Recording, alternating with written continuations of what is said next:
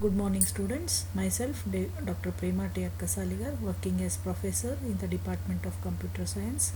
Welcome you all to the video lecture on data structure subject. This is the course overview of the data structure subject. These are the course outcomes of the data structure subject. Now we will discuss about the memory allocation techniques. The memory can be allocated to the variables using two techniques: static memory allocation and dynamic memory allocation. Now we'll see about the static memory allocation. It is a memory space to be allocated to various variables declared in the program during compile time. Then the memory space cannot be expanded to accommodate more data or cannot be reduced to accommodate less data. That is, once the size of the memory space to be allocated is fixed, it cannot be altered during execution time. So this technique is known as static memory allocation technique. There is an example for static memory allocation: int a of 10. During the compilation, the computer will allocate 10 into 2 equal to 20 bytes of the memory for variable a here. So because 2 represents the number of bytes required for integer data type, and a is having 10 integers, so it is 10 into 2 equal to 20 bytes. Here inserting less than 10 integer leads to underutilization of allocated memory space.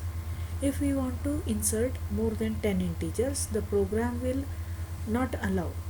So we can have the disadvantages listed for the static memory allocation as: the memory to be allocated is fixed during the compile time, that is a of 10. You cannot insert 12 or 15 integers here.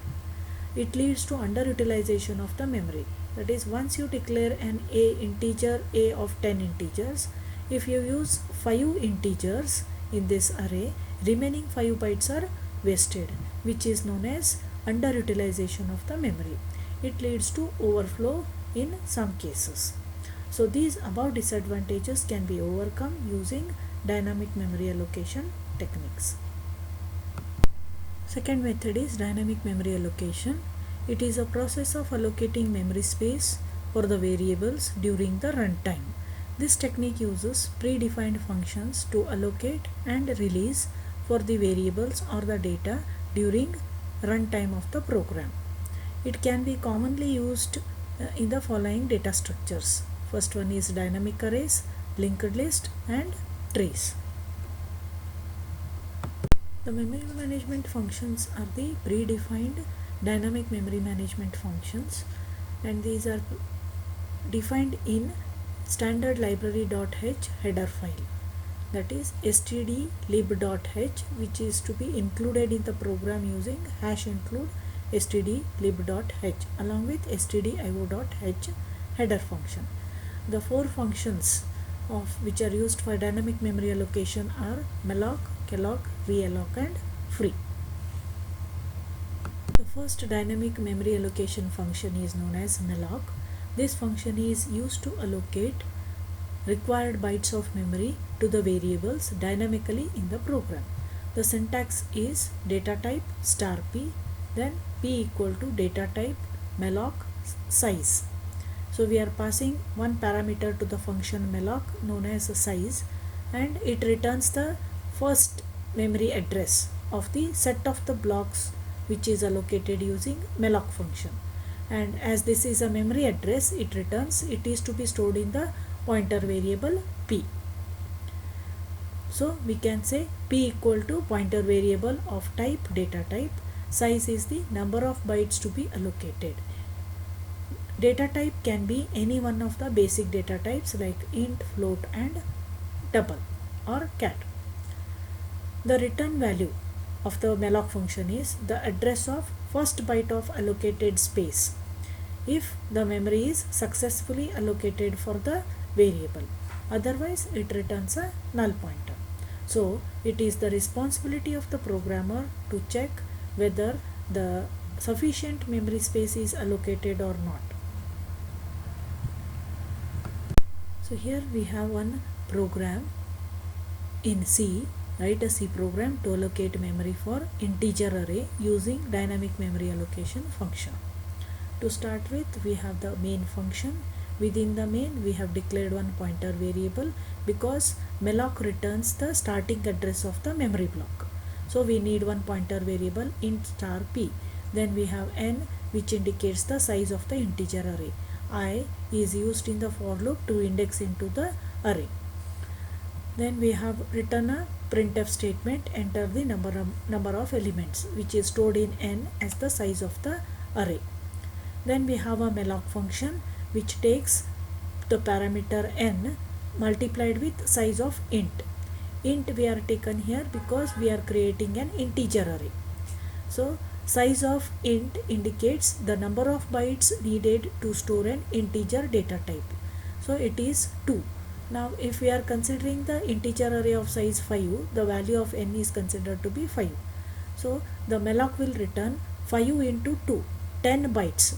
So the malloc will search 10 consecutive bytes free in the main memory. If it finds, then it is fetched for that particular variable p, and the starting address is stored in p.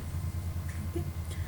Now we have said in the previous slide that it is the responsibility of the programmer to check whether the dynamic memory allocation function is allocating the memory successfully or not.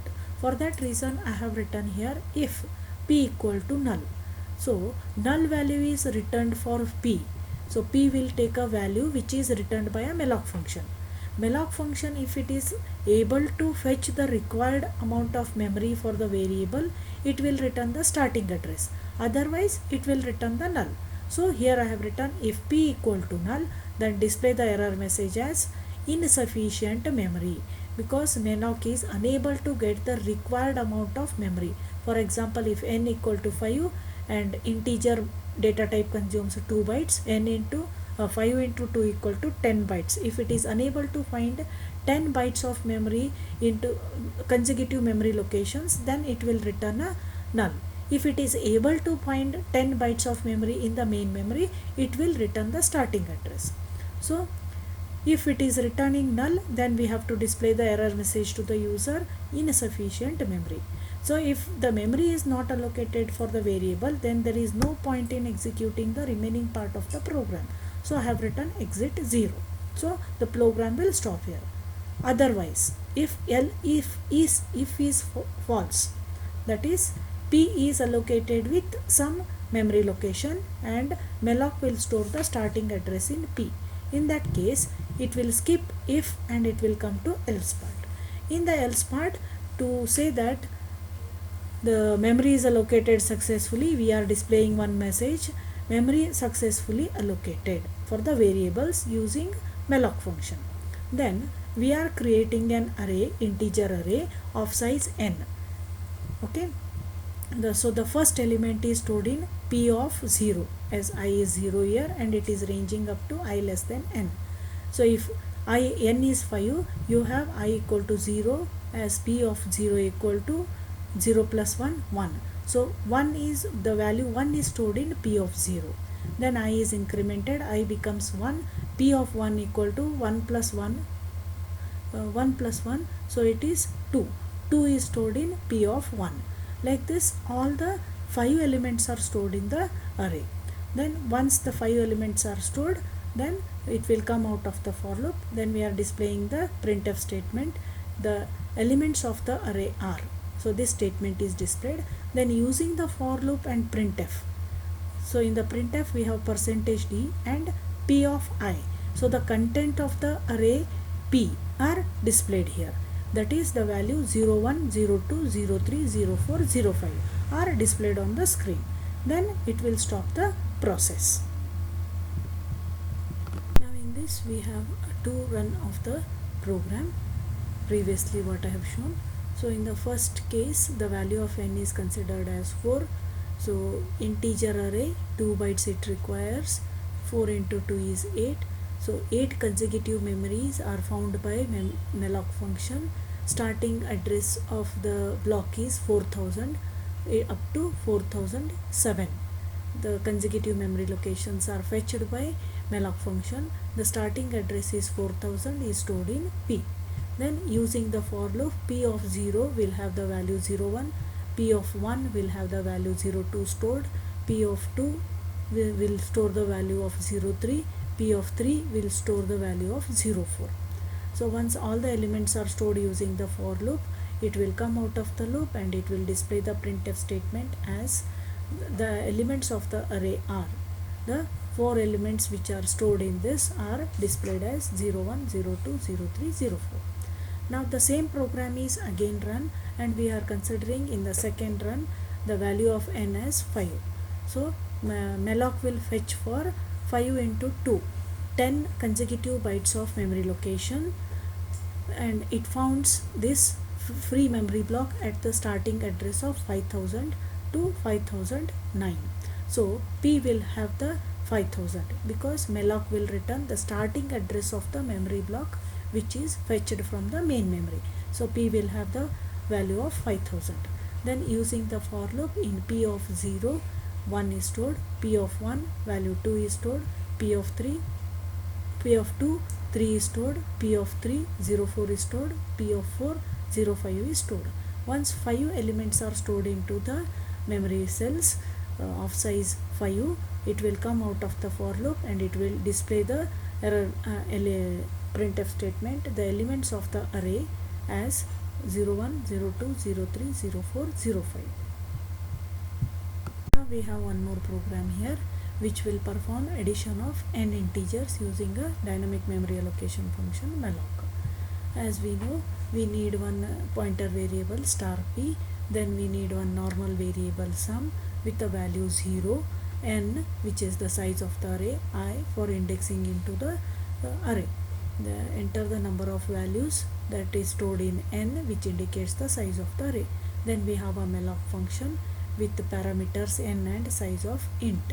The integer value requires 2 bytes of memory, so size of will return 2, then it is multiplied with n. Suppose if we take the value of n as 5, n 5 into 2, 10 bytes are searched by malloc function in the main memory. Wherever it finds 10 consecutive memory locations free, that block is fixed and the starting address of that block is stored in the variable p, because p is a pointer variable. So if malloc cannot allocate the memory, then it will return p. In that case, the if statement is checked as if p equal to null, display the error message insufficient memory, and there is no point in further execution of the program, so it will exit from the program. If that the conditional statement if is false, it will come to the remaining part of the program. It will ask the enter any %d integers. If n is 5, it will say enter 5 integers. The 5 integers entered are read into the integer array p using indexing for I equal to 0 to 5. Then the same integers are added with the variable sum.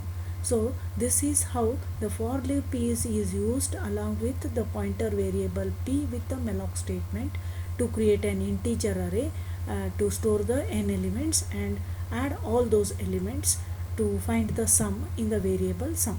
So once it comes out of the for loop, all the elements of the array are added and it will display the sum using the printf statement. The sum of %d, that is n number of elements, is so much. Then end of the main. Thank you students. We have come to end of dynamic memory allocation function malloc. In my next video, we'll discuss about calloc, realloc and free functions. Thank you.